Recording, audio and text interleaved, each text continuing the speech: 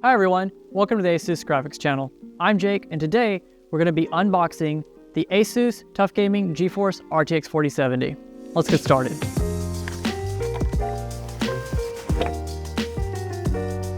First thing you'll notice when you open up your brand new graphics card is going to be the card itself at the forefront and center, but we'll get to that in just a moment. Underneath, you'll find a thank you card that doubles as a phone holder and an additional box filled with paperwork and a collector's edition card. Additionally, it features a GPU holder and combination mini screwdriver.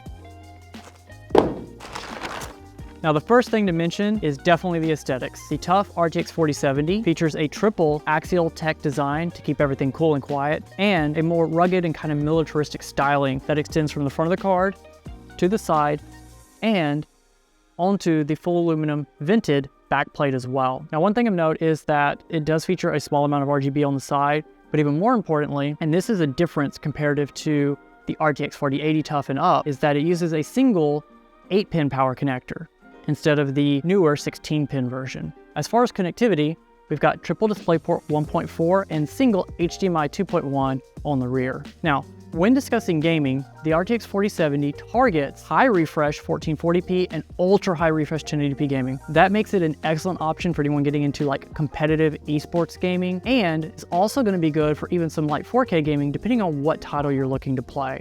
This concludes our brief unboxing of the TUF Gaming GeForce RTX 4070.